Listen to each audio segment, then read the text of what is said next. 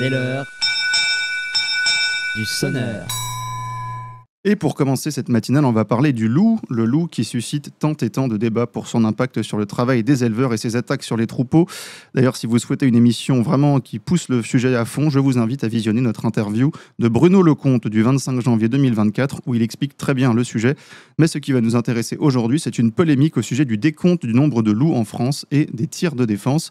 L'OFB, l'Office français de la biodiversité, l'organisme qui est en charge de ce décompte, estime à environ 1000 individus la population de loups en France et autorise les éleveurs à mettre en place des tirs de défense dans la limite de 19% de la population totale. C'est-à-dire que nous n'avons pas le droit de tuer plus de 19% de la population de loups par an. Or, de nombreux organismes et syndicats estiment que ce chiffre de 1000 loups sur le territoire français est très largement sous-estimé et que les niveaux des tirs de défense devraient donc être relevés. Le 23 juin dernier notamment, les syndicats agricoles et chasseurs ont quitté le comité départemental loup des Alpes-Maritimes en estimant que le nombre de loups était au moins le double de celui annoncé par l'État, alors que la préfète du département a décidé de stopper les prélèvements, donc les tirs de défense pour l'année. Je rappelle qu'en 2024, l'État a recensé 4100 attaques de loups pour environ 11 000 victimes. Alors pour parler de cette population de loups qui serait sous-estimée et de la problématique qu'elle entraîne sur les tirs de défense, je reçois ce matin quelqu'un qui a énormément travaillé sur le sujet, c'est Sylvain Rijade. Bonjour Sylvain Rijade. Bonjour Valentin, bonjour tout le monde. Et merci d'être avec nous ce matin de bonne heure. Je vais quand même vous présenter pour les auditeurs. Vous êtes éleveur de brebis de chèvres à Égalais dans la Drôme. Et puis surtout, Égalaï, pardon, excusez-moi. Et vous avez travaillé, vous avez produit un document qui est encore en phase de finition, mais en lien avec la coordination rurale, qui montre voilà, à quel point il y a des défaillances dans le système de décompte du nombre de loups en France. Mais on va en parler, je voudrais simplement revenir sur cette actualité. Est-ce que vous comprenez cette décision des chasseurs et des syndicats d'éleveurs de quitter le comité départemental loup sur ce conflit en disant voilà, le loup est surestimé en France, on n'est pas assez aidé pour lutter contre ce problème pour nos élevages? Oui, de toute façon, rester dans ce genre de réunion quand c'est une mascarade, c'est cautionné. Donc s'il n'y a plus personne autour de la table, il n'y a plus de table.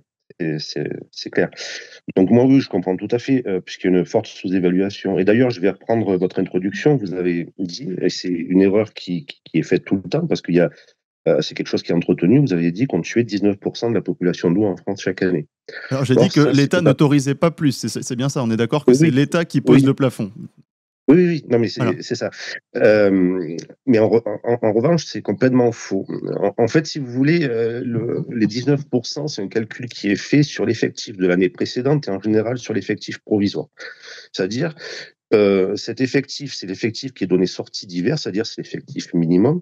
Sur l'année, la population de loups augmente, enfin, fluctue entre un maximum et un minimum.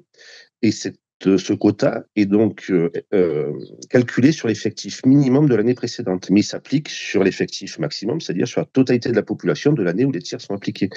C'est-à-dire, par exemple, quand on parle de 1013 loups en 2024, pour arriver à 1013 loups avec les 38% de mortalité que précise l'OFB, il faut monter à plus de 1600 loups. Et du coup, on n'est pas à 19% de 1013 loups, mais on est à 10 ou 12% de 1600. En fait, j'ai calculé ce taux de tir de défense réel appliqué donc sur population officielle, donc qui est toujours une population encore sous-estimée. En fait, depuis 2019, on est à moins de 10%.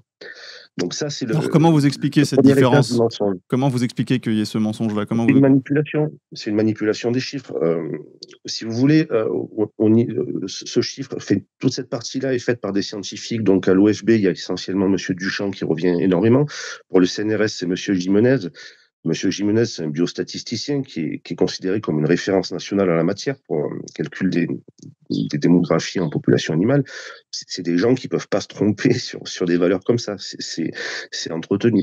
Mais déjà en 2017, en fait, ce qui est intéressant, c'est qu'ils ont sorti essentiellement 3 rapports depuis 2017. À chaque fois qu'ils ont sorti un de ces rapports, il y a eu un arrêt de la croissance ou une baisse de la croissance de la population de loups à la sortie de chaque rapport. Alors dans les calculs, pas dans les faits, si j'ai bien compris. L'effectif officiel, moi je parle toujours effectif officiel, voilà.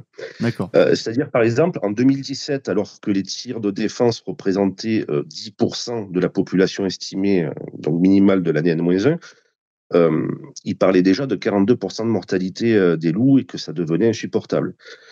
Depuis, la population, elle a quasiment doublé. C'est-à-dire, en fait, à chaque fois qu'ils ont dit quelque chose, ça a été faux.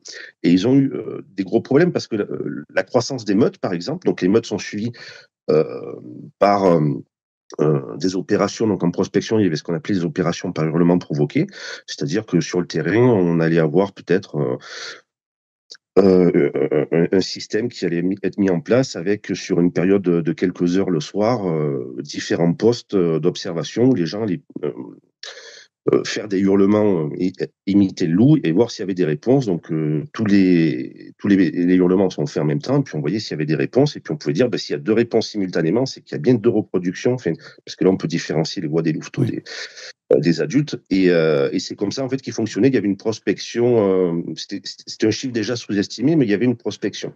Et comme cette évolution du nombre de meutes, ça collait pas avec le narratif officiel, puisque quand vous avez 19% de croissance en moyenne des meutes et que vous commencez à dire que la population de loup elle stagne, plus personne ne vous croit, parce que vous avez l'air un peu d'un con quand même.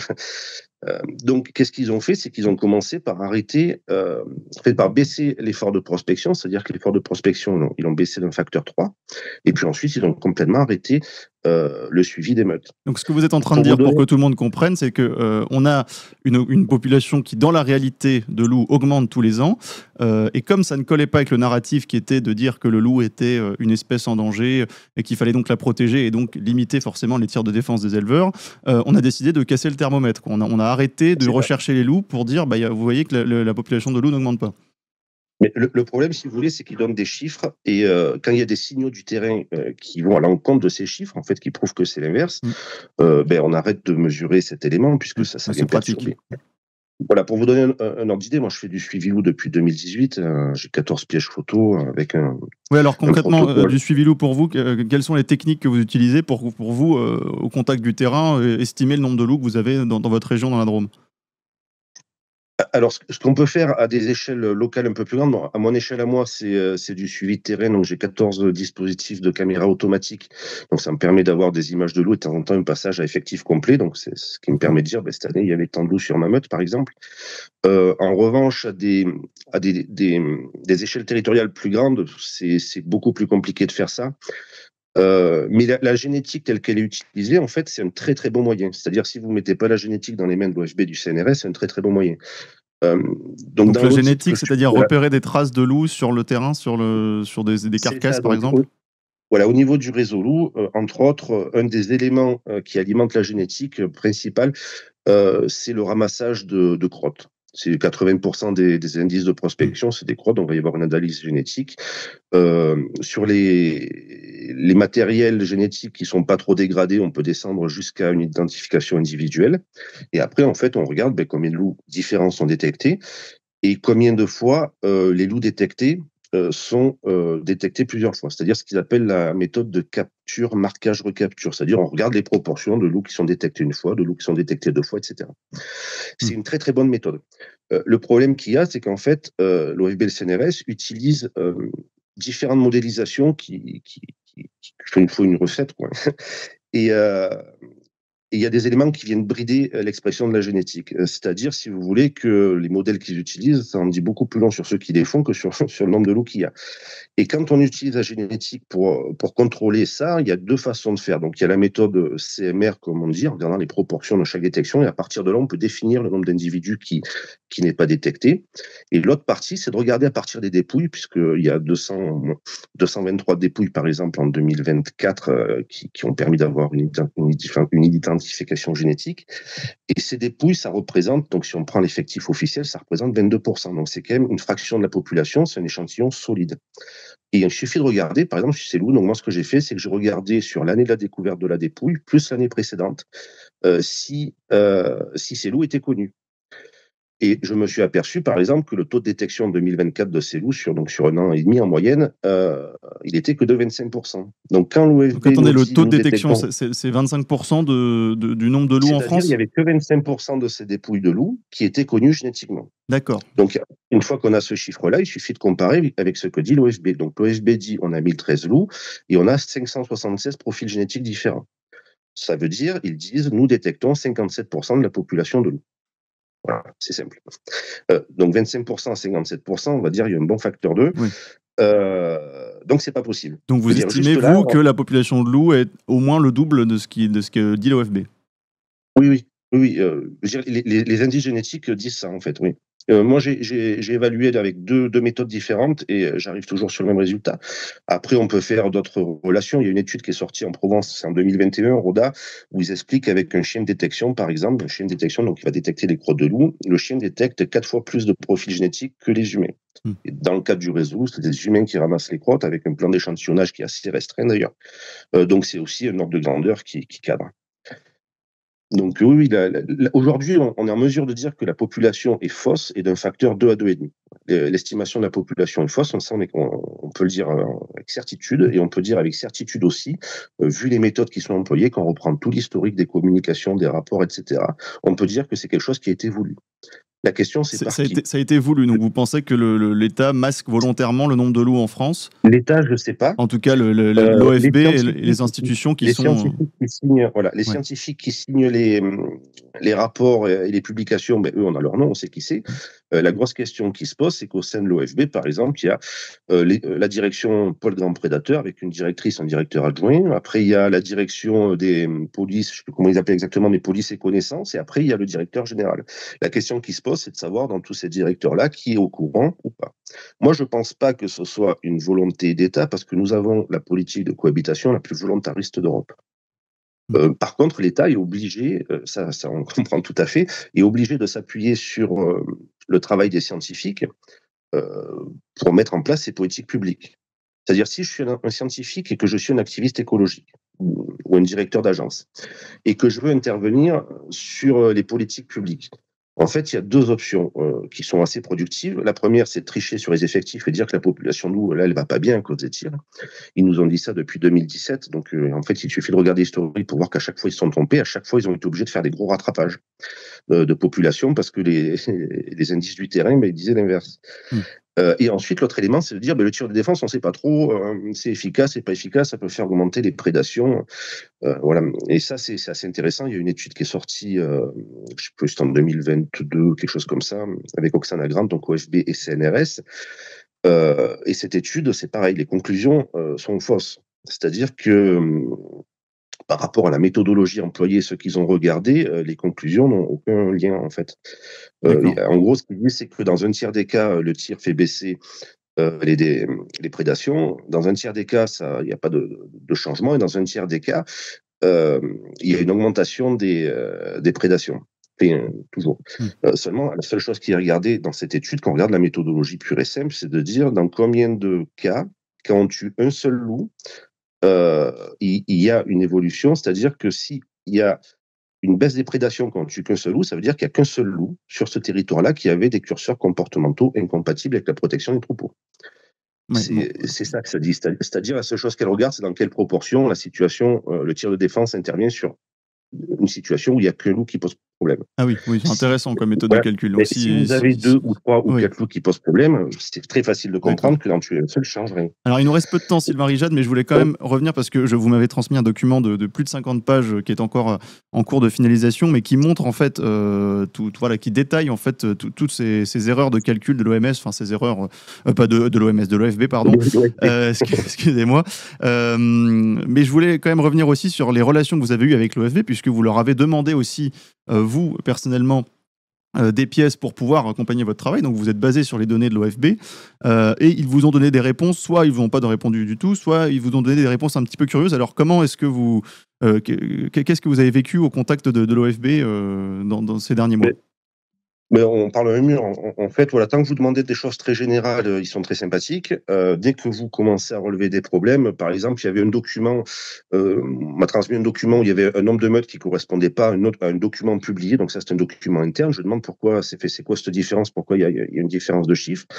Le directeur adjoint me dit non, mais en fait, ce chiffre-là, c'est pas le bon. Donc 2 documents de l'OFB avec 2 chiffres sont pas les bons. Il me dit c'est un autre chiffre.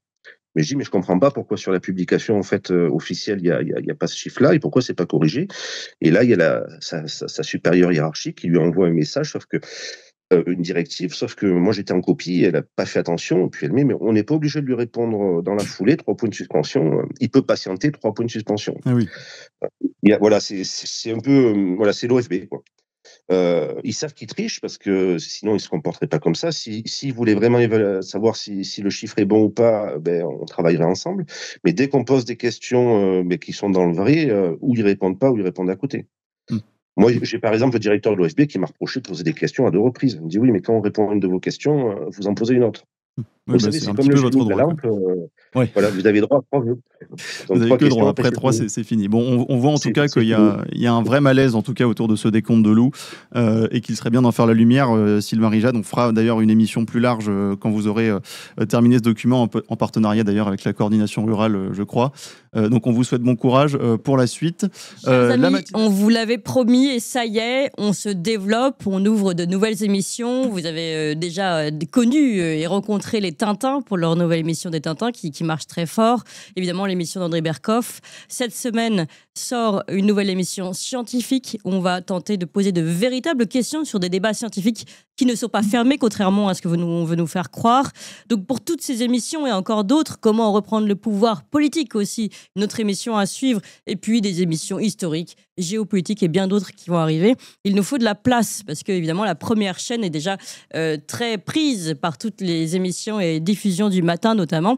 Donc il faut qu'on ouvre une nouvelle chaîne et il faut que vous suiviez le mouvement surtout et que vous ayez tout de suite vous abonner à la nouvelle chaîne. Il faut aussi en parler à tout le monde, on compte vraiment sur vous, parce que si on veut ouvrir ces nouvelles émissions, il faut que vous suiviez le mouvement et vraiment que vous alliez vous abonner tout de suite à la nouvelle chaîne YouTube. C'est pas compliqué, c'est gratuit, ça se fait en 2 clics. On vous met tout de suite le lien là, pouf, il apparaît.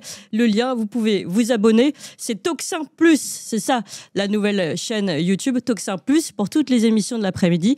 Donc vous pouvez la trouver sur Toxin-Plus en lettres majuscules ou tout simplement on va vous mettre le lien et vous cliquez immédiatement. Je vous fais confiance. Allez-y tout de suite. 1, 2, 3, Toxin Plus, allez-y.